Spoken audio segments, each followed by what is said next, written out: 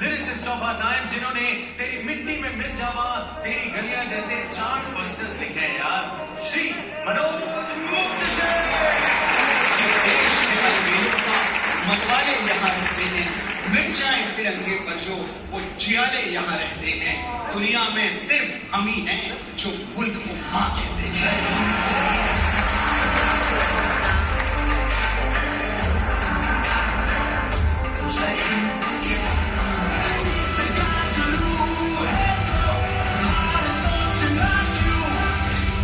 अक्सर लोग लंबाई और ऊंचाई में कंफ्यूज हो जाते हैं। लंबाई वो है जो ईश्वर परमात्मा हमारे भाग्य में लिख देता है, हम उसका कुछ नहीं कर सकते। और ऊंचाई वो है जो हम ईश्वर के हाथ से कलम लेके अपने मुकद्दर में भरते हैं। वादियां जब सो जाएंगी और आवाजें खो जाएंगी, मेरी जान मैं उस खामोशी में भी प्यार के नगमे गाऊंगा, मैं फिर भी तुमको चाहूंगा।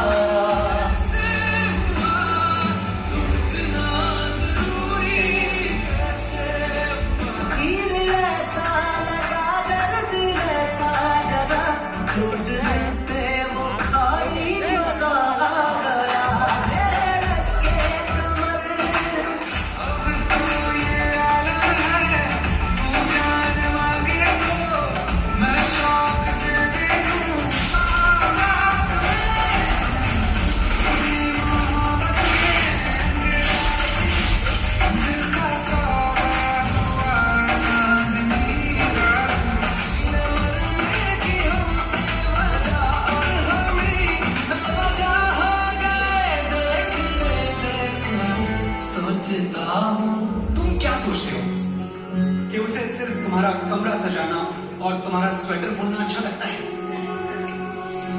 माँ भी कभी लड़की थी दोस्त, और दुनिया की हर लड़की की तरह उसे भी तारीफ सुनना अच्छा लगता है।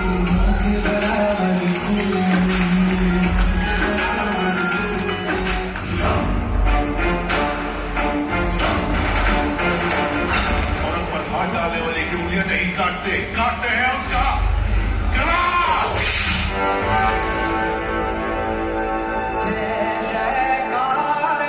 जय जयकारा स्वामी देना साथ हमारा।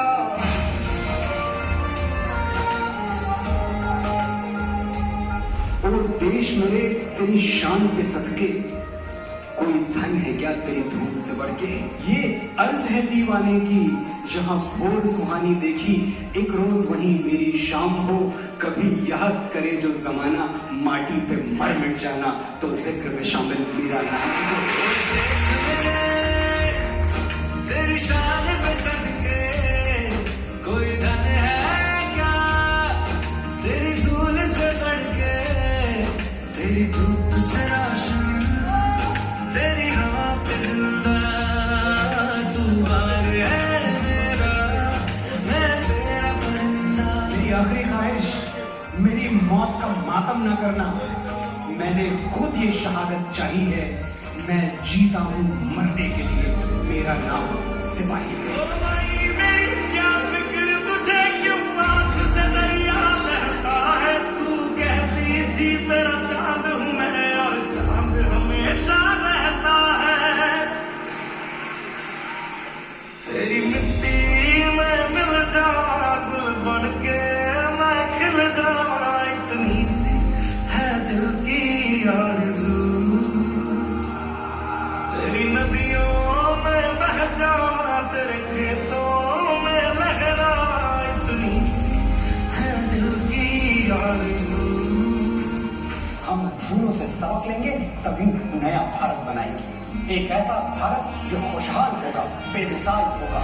एक ऐसा भारत जो आजाद होगा, आबाद होगा और जिंदाबाद होगा।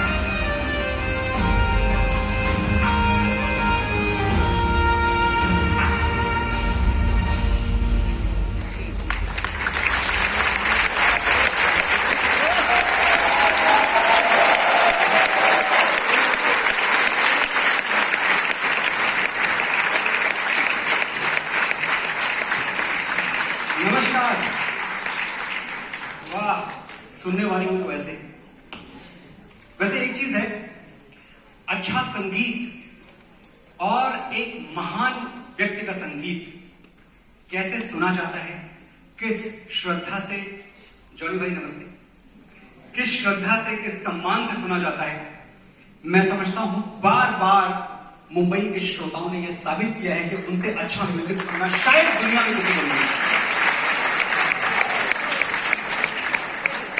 एक बार आपने बगैर मेरे कहे तालियां बजाई, मैं चाहता हूं मेरे कहने पे एक बार आप अपने लिए फिर से तालियां बजाएं।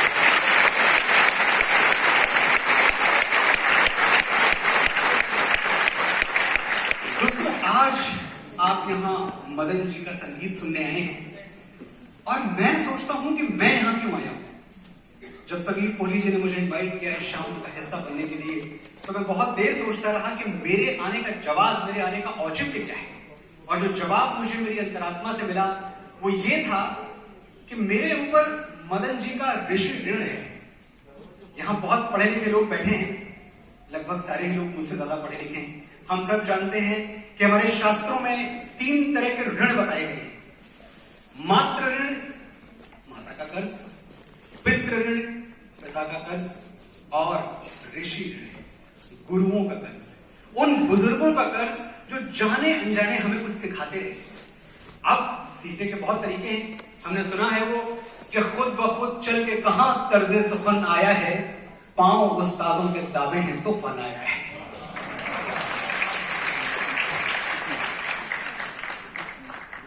सीखने के बहुत तरीके हैं। एक तरीका यह है कि आप अर्जुन की तरह द्रोणाचार्य के पैरों में, उनके चरणों में, उनके कदमों में बैठ के सीखें। और दूसरा तरीका है कि आप एकलव्य की तरह द्रोणाचार्य की प्रतिमा बना लें और सीख लें। मुझे लगता है जाने अनजाने मैं आदरणीय श्री मदन मोहन जी का एकलव्य रहा हूं।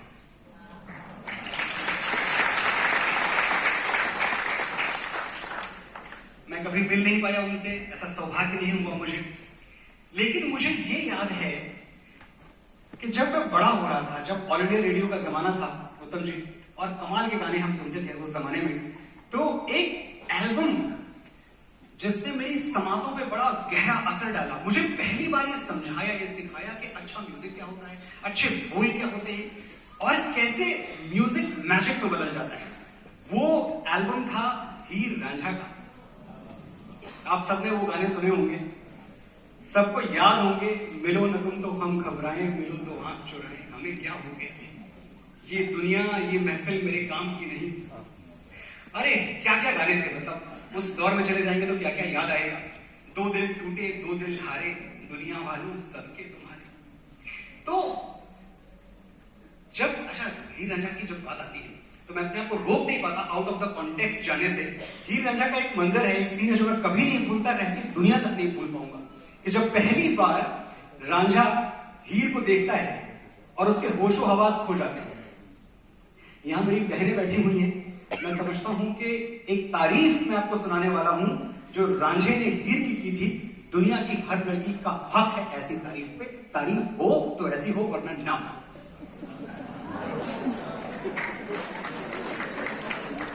रांझे ने हीर को देखा और हीर की सहेली से एक संदेशा भेजा। वो संदेशा क्या था? उससे कहना कि वो मेरा एक ख्वाब है, उससे कहना कि वो मेरा एक ख्वाब है जो चमकता है दिल में, वो मेहताब है। उससे कहना कि वो मेरा एक ख्वाब है जो चमकता है दिल में, वो मेहताब है। उससे कहना कि गेहूं के खेतों का रंग, तिल मिलाती हुई तितलियों की उमंग। उससे कहना कि झूलों की अंगड़ाइयां और उड़ते दुपट्टों की शहनाइयां। उससे कहना कि झरनों का चंचल शबाब, घाट की ताजगी आबरूए चनाब। उससे कहना कि चक्की के पाटों का राग, लड़खड़ाती जवानी मचलता सुहाग। उससे कहना कि दुल्हन के होंठों की प्यास, पहले बोसे की गर्म और ठंडी मिठास। इतनी रंगीनियों को जो यकजा किया, हीर कुदरत ने तब तुझको पैदा किया।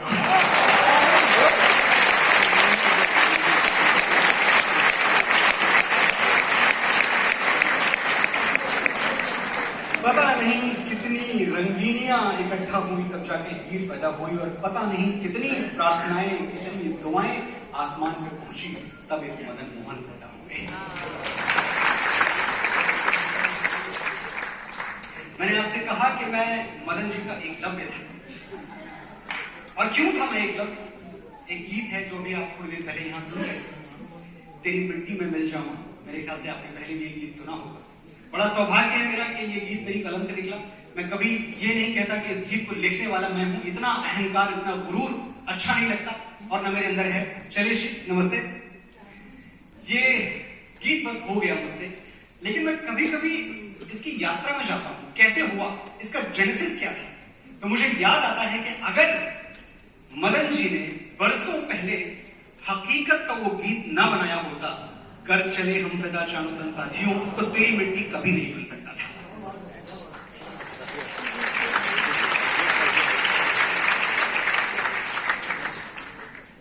आप याद करें और देखिए, ट्रेड सीक्रेट्स कोई किसी को नहीं बताता, लेकिन मैं समझता हूं हम सब इवॉल्व लोग हैं, पढ़े लिखे लोग हैं, हमारे बीच में कोई पर्दादारी नहीं है, कोई सीक्रेट नहीं है। मैं सचमुच, शैलेश जी बैठे हैं, इतने बड़े राइटर हैं, मैं इनसे छुपा नहीं कह सकता हूं, तो मैं बोल ही देता हूं कि मैंने सामने रखा था, उसके बोल सामने रखे थे। कर चले हम फिदा मैंने सैकड़ों बार सुना था जब मेरे सामने सिचुएशन आई थी, और जब मैंने वो लाइनें सुनी कि सांस थमती गई, नब्ज जमती गई, फिर भी बढ़ते कदम को न रुकने दिया, कट गए सर हमारे तो कुछ हम नहीं, सर हिमालय का हमने न झुकने दिया।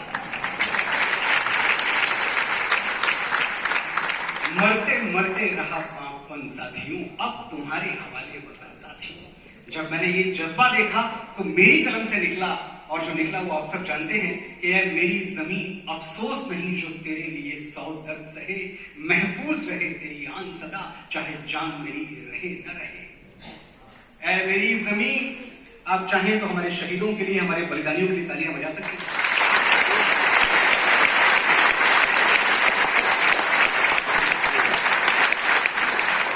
मैं और आप जिस देश में हैं, यहां बलिदान कोई ऐसी चीज नहीं है कि जो बलिदान करता है वो दिखाता है या दिखावा करता है कि देखो हमारे यहां ऐसा हुआ।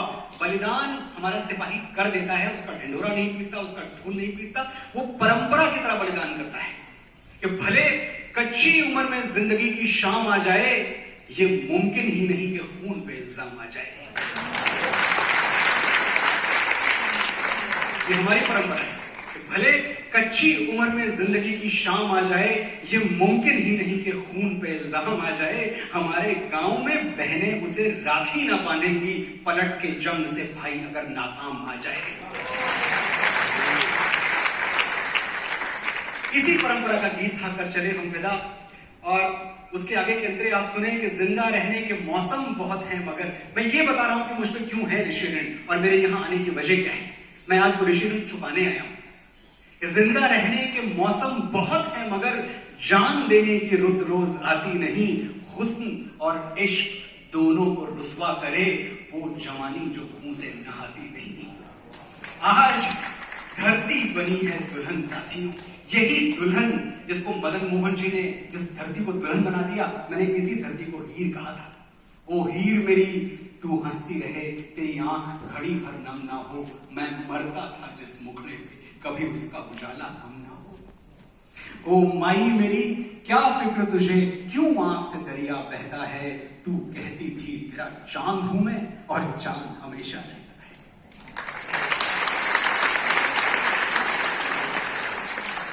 ये था मदन जी के गीतों का असर मेरे जैसे साधारण आदमी की कलम पे।